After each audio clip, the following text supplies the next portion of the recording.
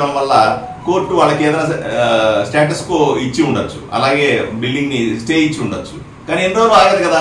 మేము వెళ్ళి నిరూపించంగానే ఈ తప్పుడు ఆక్రమణ డాక్యుమెంట్ అని చెప్పంగానే స్టే పోతానే ఏం చేస్తారు, మున్సిపాలిటీ వాళ్ళు కొట్టేస్తారు దాన్ని.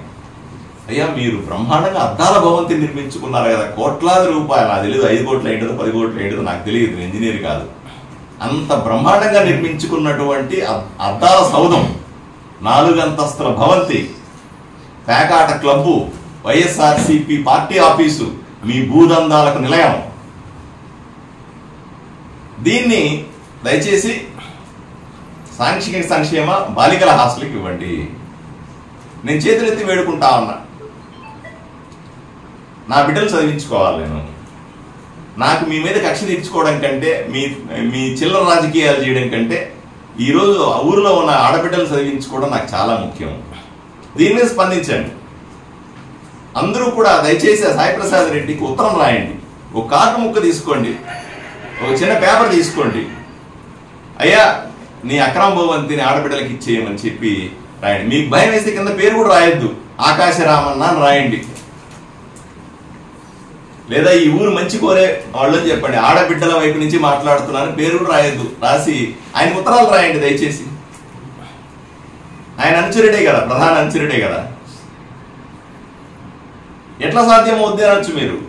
సాధ్యం సులభమేనండి, ఏమీ లేదు. ఈ ఎర్రిస్వామి అనేటువంటి వ్యక్తి పోయి కోర్టులో తన తప్పు ఒప్పుకొని, ఇప్పటికైనా గుర్తుపెట్టుకోవాలి, ఎర్రిస్వామి ఒకప్పుడు నువ్వు ఒక థియేటర్లో టికెట్లు తుంచుకునేవాడు.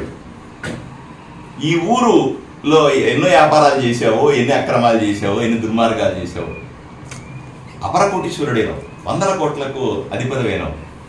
ఊరు రుణం తీర్చుకోవాలన్న ఆలోచన నీకు లేదా అని సుటిగా ప్రశ్నిస్తా ఉన్నావు. చేసిన తప్పు ప్రజల ముందు ఒప్పుకోవయ్యా.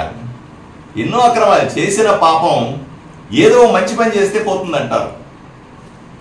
ఇన్ని ఆక్రమణలు చేసావు కదా, నా ఆడబిడ్డల హాస్టల్కి ఇచ్చేసే, ఒక్క బిల్డింగ్ ఇచ్చాను. నేను నీ ఆస్తిని మొత్తం అడగట్లే కదా, నువ్వు అక్రమంగా ఆక్రమించుకున్నటువంటి బిల్డింగ్ని నా ఆడబిడ్డలకి ఇచ్చేసి, నువ్వు చేసిన పాపంలో కొంతన తీరుతుంది. నా ప్రతిపాదన సరైంది అనిపిస్తే ఊర్లో పెద్దలందరూ కూడా, ఊర్లో సామాన్యుడు కూడా, ప్రతి 2,50,000 మంది ప్రజలందరూ కూడా ఒక కార్డు ముక్క రాయండి సాయిప్రసాద్ రెడ్డి. అయ్యా నీ అనుచరుడికి చెప్పి ఆ కేసు విత్డ్రా చేసుకోమను. హైకోర్టులో వేసారు కదా, తప్పుడు పత్రాలు పెట్టి వేసిన ఉంది కదా, దీన్ని విత్డ్రా చేసుకోమని చెప్పండి. అంతే. అది విత్డ్రా చేసుకోవాలనగానే ఏమవుతుంది, అది ప్రజాభవనం అయిపోతుంది, ప్రజలకు సంబంధించిన ఆస్తి అయిపోతుంది. వెంటనే మున్సిపాలిటీ వాళ్ళకి చెప్పి నేను దాన్ని హాస్టల్ కింద మారుస్తా. లేకపోతే ఏమవుతుంది, కేసు విత్డ్రా అయిపోగానే బుల్డోజర్లు పెట్టి కొట్టేయాల్సి వస్తుంది. అయ్యా నీ అంత పెద్ద అన్ని కోట్లు పెట్టి ఖర్చు పెట్టినటువంటి బిల్డింగ్ని కూల్ చేస్తే నాకేం వస్తుంది? నా ప్రతిపాదన సరైంది అని నేను భావిస్తా ఉన్నాను. నా ప్రతిపాదనని ఆదోని ప్రజల ముందు, అన్ని రాజకీయ పార్టీల ముందు, నన్ను విమర్శించే ప్రతిపక్షాల ముందు కూడా పెడతా ఉన్నాను, వైఎస్ఆర్సీపీ పార్టీ ముందు కూడా పెడతా ఉన్నాను. దయచేసి అందరూ కూడా నేను అడుగుతున్న దాన్ని సమర్థించాలని పత్రికాముఖంగా కోరుకుంటా ఉన్నాను.